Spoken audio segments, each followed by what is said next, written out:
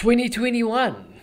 It's been a while, guys. How's it? Welcome to the LifeXpanded podcast. I'm so excited to kick off the show this year. As I mentioned, it has been a while. Crazy times. Am I right? It's just very strange what's going on at the moment in the world. Chaos, I think, sums it up pretty well. But nonetheless, I'm excited to put my time and energy into the podcast this year and to having some amazing conversations. That being said, I am really looking forward to bringing you this conversation today. I got to sit down with Simona Ferrari, and we got to have a super epic conversation. It was insightful, profound, and definitely educational. So, yeah, we're chatting about community. Mainly, Simona is the founder and creator of Solo, which is Search Others, Love Oneself. And as she will tell you, her passion is to connect people. And that's exactly what she's doing with the Solo community. Guys, give it a listen. Really interesting. We cover topics such as sacred sexuality. I didn't know what that was. And so I took a lot away from it. Let me know what your thoughts are. And one other thing, we are still partnering with Entourage Oil this year.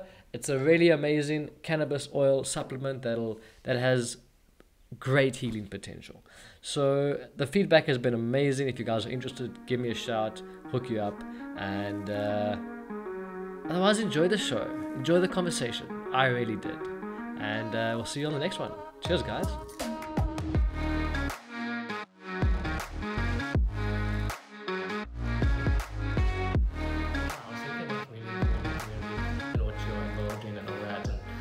So that was my weird moment I had this morning in yoga. I was like, there's a certain energy in the yoga room, and especially what the teachers bring to the space that allows that sense of community. Yeah, no, I resonate with that. I had an ex-boyfriend, and he said to me, you know, Simona, everything you do, you share. You know, you should keep some things for yourself. And I was like, oh, I thought that was a good thing. And yeah, I love doing things in community. I love hearing what other people's experiences are and adding that to mine and seeing and learning from others. So that's, you know, if you did a yoga class by yourself, you wouldn't go, oh, look how that person does it. You know, there's such learning in community, and that's what I love about it. And that's what I get from it is not being, you're not a tree in a forest by yourself. You know, you need the other trees. Definitely. I realized during lockdown, when we were kind of forced to do everything at home and YouTube, like yoga sessions or whatever, or workout, and even going to the gym by yourself and doing things, it's great and all, but there is something different that comes from being in a room with people, especially, you know, like-minded people in an environment like that. And so that just struck me this morning. I was in that space, and I was like, there's something about flowing people coming through a class and being like, actually, we got through that class together as a community. And so yeah, obviously we delved straight into it, but that's obviously what I wanted to chat to you about, was the topic of community. It's something that's come up for me a lot during the last few years, and it's something that I've kind of put on the back burner in terms of my own, I'd say, growth or development. I've kind of focused on other things. Growing up, I always enjoyed doing sports by myself, such as tennis or kite surfing, or things that I could really enjoy by myself. And as I've gotten older, this community things keep coming up, but I've really started to realize that there is a certain power or a certain aspect that it does add to your life that I have felt has really added value to my life. So that's pretty interesting for me. We obviously met in a community setting, and if I'm not mistaken, you orchestrated that, or you helped plan that. Yes. Facilitated. So I've been doing this kind of spiritual work on myself very actively for 4 years. And two things happened in those 4 years. One, I went to Bali and saw, and Thailand is conscious community. And I was like, oh my gosh, like this feels like home. And I want to bring this home. I know that in Cape Town, in South Africa, we've got so many like little bunches of like-minded people. Let's bring them together. So 4 years ago, I set the intention to knit the conscious community together in Cape Town. So that's kind of where it started. And then through doing all my other processes, it's like, oh, I want to be a facilitator because that makes the most obvious next step. Yes. And that gave me quite a bit of anxiety. And I was like, I did an amazing short 1-week course called The Rising Phoenix, where you find what it is that is your superpower, your purpose. And I did that in lockdown and realized that I'm a connector. I love community. I want to bring I want to share my information. Like my ex-boyfriend's like, why do you want to share everything? I love it. I'm like, you must meet this person, and oh my God, you would be so helpful to this person. That's my calling. That's what makes me happy. And I'm not a facilitator. Yeah. I'm a networker. I'm a communicator. I'm a let's bring everyone together person. So that's how solo was birthed. Because I was like, what is my superpower? It's this. What do I do naturally with no anxiety? It's not facilitate. It's connect people together. So it was birthed in lockdown, which is solo, which is search others, love ourselves. Yes. And yeah, that's phenomenal. Speaking about the East and Thailand and those places, there is definitely more of a conscious community out there. And yeah, it's amazing what you're doing, because I also, in my younger days, I would travel out there and have good times and all that. And there was one occasion where I went away to a kind of like a retreat, and did a couple of like a cacao ceremony and a bit of meditation and dabbling, trying to learn like what is this yoga stuff, and trying to figure out. I always had there was always a certain draw to it for me, that I want to know more about this conscious community. And then coming back home and not really feeling a part of something like that, I didn't really think it existed, obviously, until I met you, and things that happened during lockdown, where I actually realized there actually is quite a big community. So props to you for starting solo. It's really cool to bring people together who offer such amazing different things. I know you have people on there who do things like tantra and sexual consciousness kind of workshops and sound healing and all kinds of things. So that's pretty cool. Thank you. Yeah, it's amazing. Yeah, I'm really proud of my efforts, and I'm really excited to see how it keeps growing and developing. Yeah. I think what you've started has definitely got so much potential. That's amazing. And I think what also sets solo apart, because like you say, there are little bits of conscious communities, and we're so abundant in Cape Town, but it's a little bit segregated. But also I realize, sometimes it's too extreme, the conscious community, and it's like, oh, what's behind the lentil curtain? And you get a bit scared, and you're like, well, maybe it's a little too esoteric for me. Yeah. So I'm kind of trying to make it really accessible to our age group and all different types. But, the young entrepreneur that wants to make money and look after their family and dive into spirituality, I don't want to be too extreme. I want it to be for the person that is trying to live a really balanced life. Yes, because you don't want to go too far where you actually you exclude certain people. Because like you said, there's such a wide array of people that might not be interested in going the full plant medicine journey type of community experience, and might just be interested in something like sound healing or whatever. So it's cool that you're definitely inclusive of everyone, which is really great. So just wanted to touch on when we first met, and that was quite an amazing plant medicine journey over the weekend. And another aspect of community that I realized is that you can go down this path by yourself, or you can try to, but if you are gonna work on yourself and work on whether it's understanding yourself better or peeling away layers of your identity, you kind of need people around you to help you through it, people who've been through similar processes, and people to be vulnerable with. So that's one thing I realized at that ceremony specifically. But I had a moment where I said to you, it was like 3 a.m, and I was just like, is it normal to feel like you're losing your mind sometimes? And I think without hesitation, you're like, oh yeah, that's normal. And then you got up to make me a cup of tea, which was awesome. But so just, I don't know where I was going with that, but the community helping you through healing is quite obviously something that I've realized is important. It's imperative. Yeah. We're not islands, we're a community. And I love where my life's leading me, that the more community and the more people I'm meeting, the more conversations I'm having that resonate with me. I'm constantly talking about things that are uncovering myself to myself, and that's through other people. Definitely. Yeah, everyone's your teacher. Yeah. And like, why not surround yourself with people that are speaking your same language and want the best for you, and that are talking about positive things and not, oh, this country's going to shit and blah, blah, blah. And, you know, and we can't go clubbing. Like, I love that this community is thriving and the wellness sector is thriving, and we're all getting a lot healthier if you choose that. Definitely. No, you're spot on. I also realized that with community, I was trying to define it for myself. It's like, what defines community apart from like having a lot of people in your life? Because you would generally assume you've got a good community around you if you have a lot of people in your life. But on reflecting about community and my own life, growing up, I always had lots of people around me, lots of friends, and lots of parties and busy. And sometimes, you know, you just feel pretty alone. And what's helped me with what I've realized with the community aspect of meeting people in specific ceremonies and get-togethers of like-minded people is that there's a different sense of feeling part of something. So you can often have people around you but not feel like you're part of a community.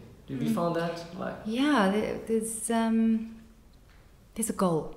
Okay. Like with the conscious community, there's a goal for unity, for peace, for just a better life.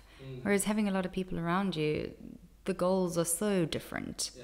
You know, one person really wants to be rich, the other person's just after some hot chick, you know, she just wants to get married, you know, different goals that don't resonate with you. With the conscious community, there's a common thread, a really good common thread. Yes. Yeah.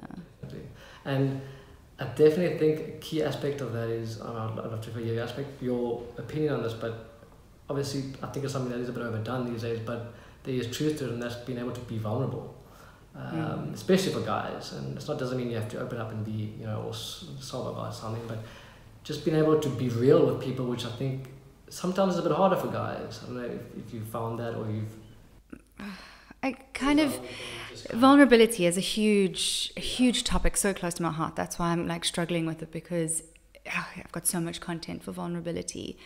Yes. So I kind of just want to like touch on, yes, of course, males are taught not to be vulnerable, and in the same breath, females are taught that vulnerability either makes you weak or a victim, or it's used to manipulate. So both males and females have these conditionings and these stigmas around vulnerability. But I've recently posted on the solo group about this book that I read, The Horse. I saw that.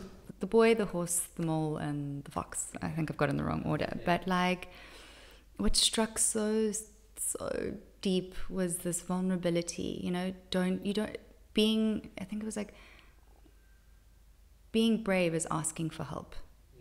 You know, and vulnerability is that. Like, you are so much stronger for asking for help. And that's what, again, that brings it round to community.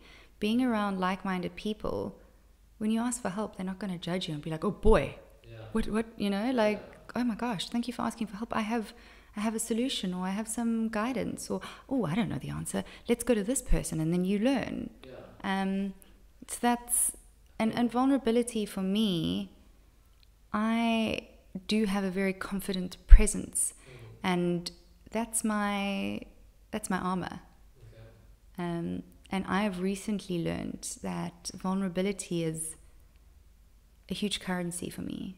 The more vulnerable I am, the more I show up, and the more people truly see me. And I really struggle to get seen past my exterior and this strong act that I put up.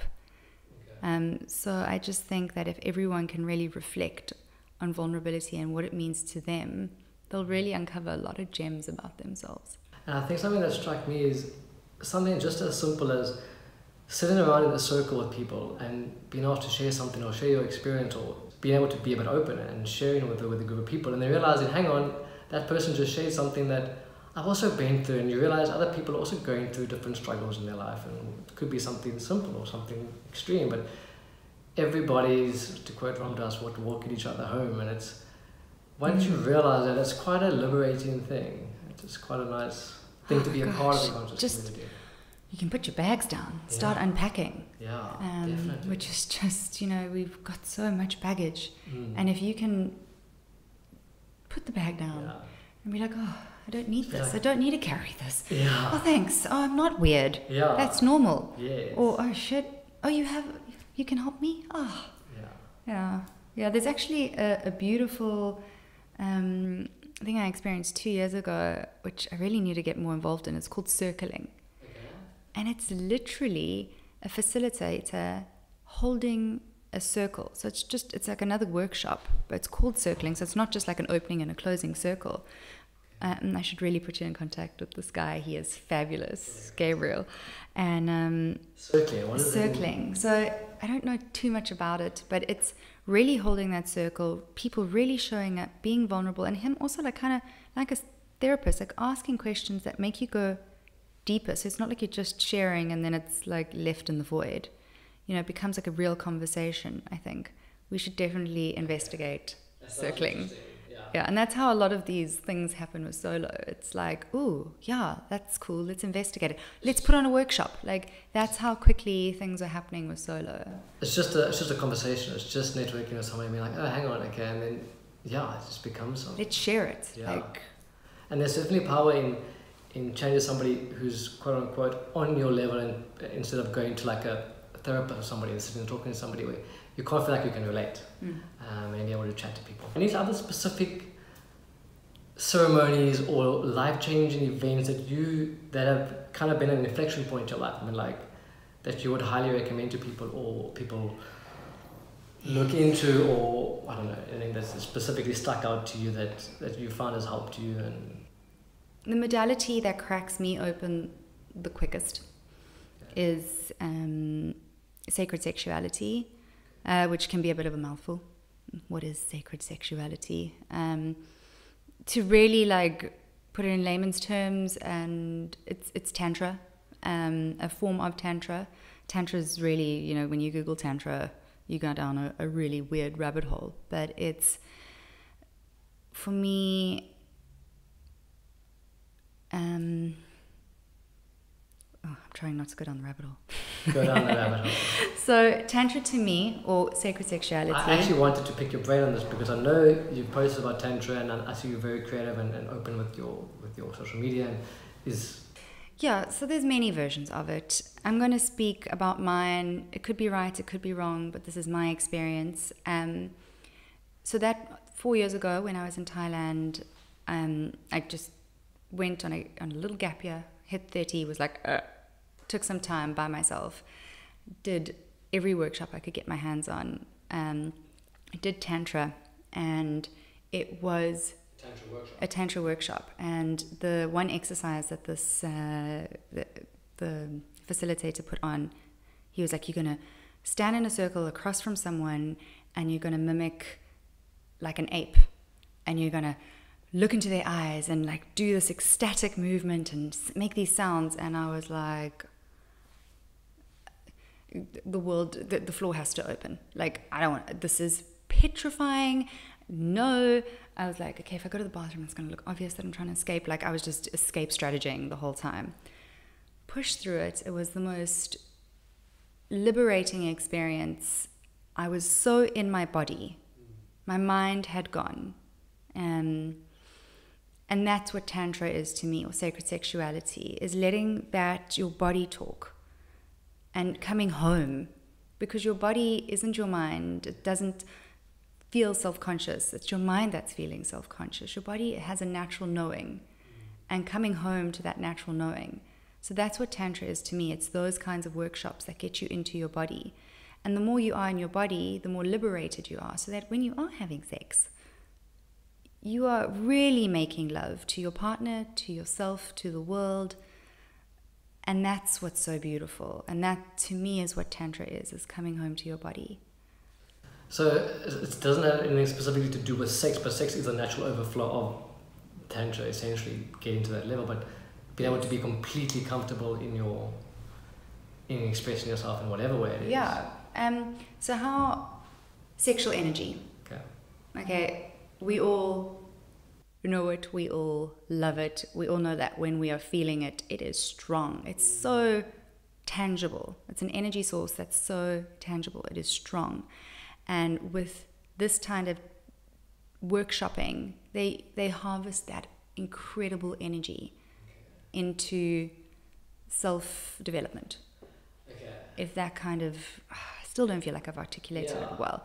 And just I am busy researching and trying to write down what it is that Tantra means to me and what it, to explain it better. I've seen you have shared a couple of things about Tantra workshops or the solo group, and it's definitely something that keeps popping up. And I have read about my favorite topic.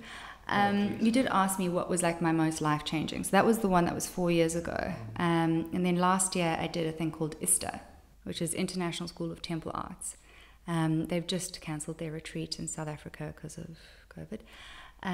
But they do an online festival that's happening at the end of the month. And like online festival, everyone rolls their eyes. It is revolutionary. So I really, really, really, really truly recommend doing ISTA. You can do it solo. So how do you set it up? Obviously you have it virtual and then you just partake in the group ceremonies and so it's 3 or 4 days. It runs nearly 16 hours a day. So there's just workshop after workshop after workshop. It's like a full packed itinerary.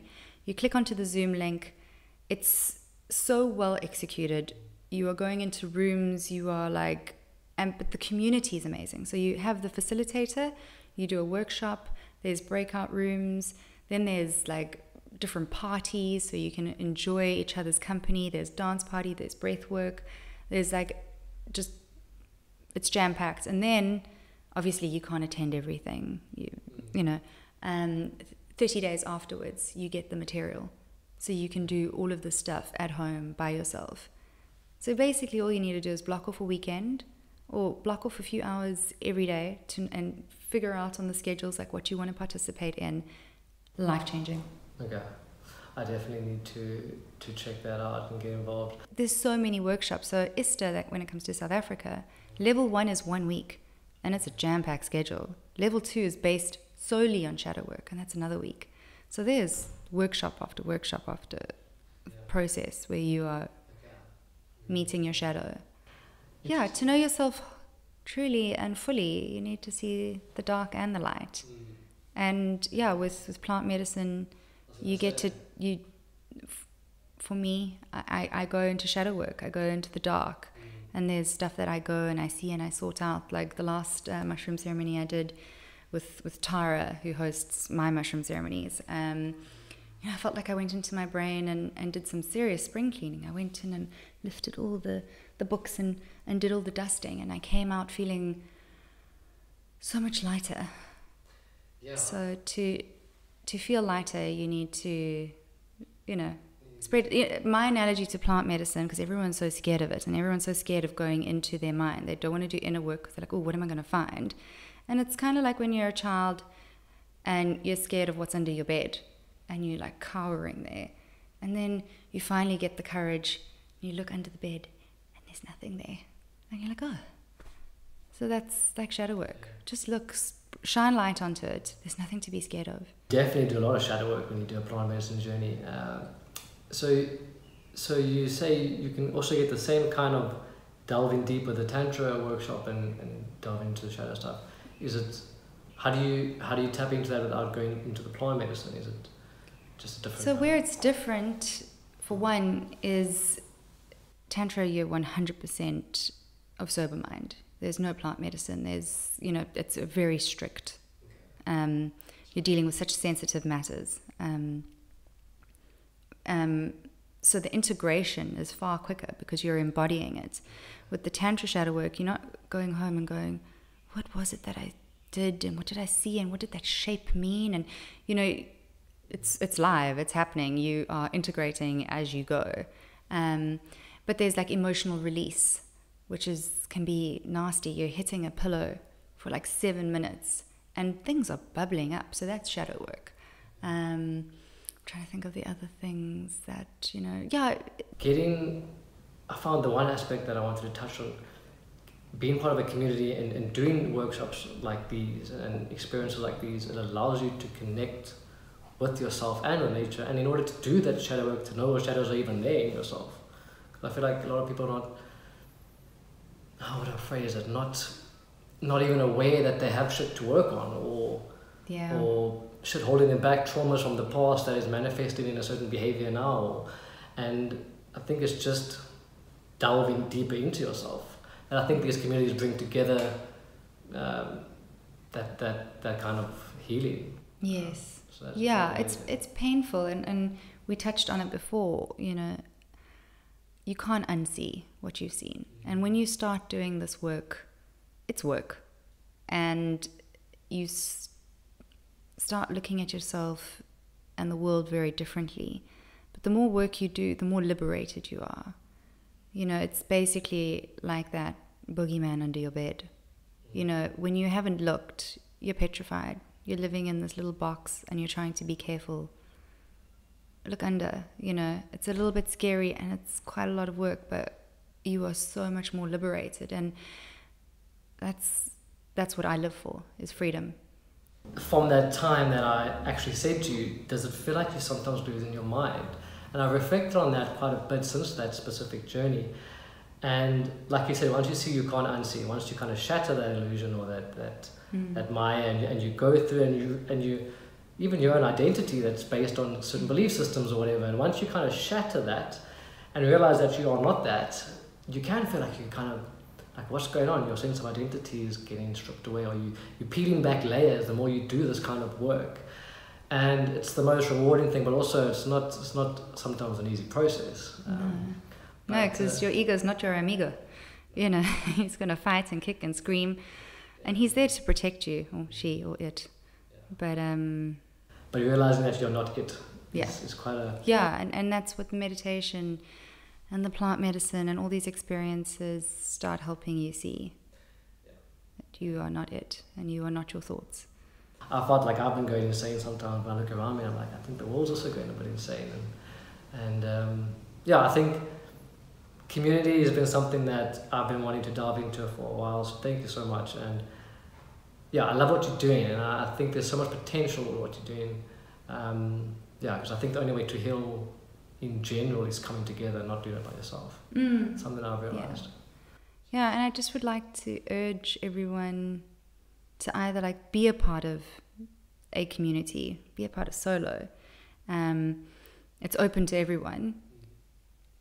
And what's amazing about it is it's open to people that are searching, to seekers like ourselves, and definitely open to facilitators. I need facilitators. We need to all get together. We need to talk about circling and activate and do it and find the circlers. And, you know, the more the merrier. Like, let's get together. Let's make this as big and abundant and, abundant as we can. Everybody has something to offer. And people don't realize that. I think Aubrey Marcus has got, we chatted about it earlier, but he's got a Fit for Service program, which for me is like the pinnacle of being able to create something like that. Would be, I think it's something I would like to strive towards doing in the long run. But it's just, it's amazing to be able to bring people together. There's something magical that happens when you do it in the kind of conscious community.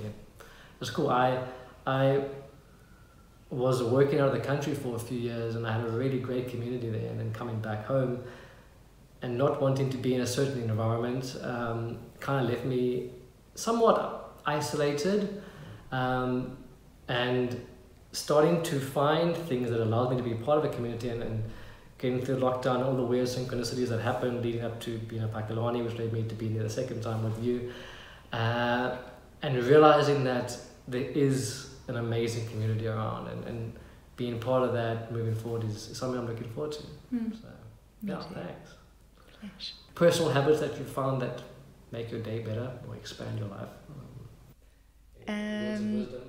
Personal habits. I struggle with routine. I don't like to keep things, but I'm starting a personal practice, and right now, at this moment, it's affirmations, which I was like, affirmations, so geeky. Absolutely loving them. It's completely changed the conversation that I'm having with myself in my head. My loop is different. highly recommend affirmations. Amazing. Yeah. Okay, so. cool.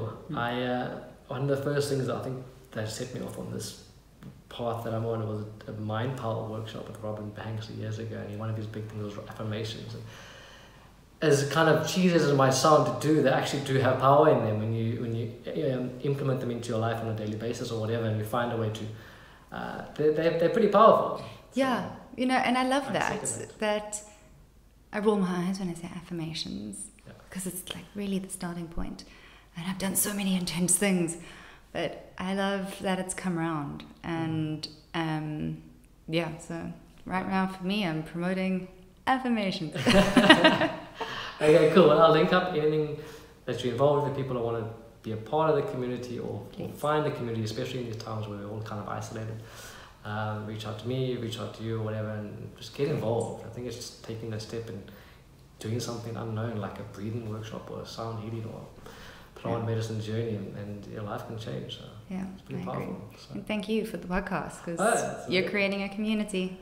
Thanks. I haven't been able to do it for ages, and I'm glad to kick it off this year. So Feel honored. I want to get it rolling, and I have some plans for the future. So thank you for being part of me creating the podcast. Yeah.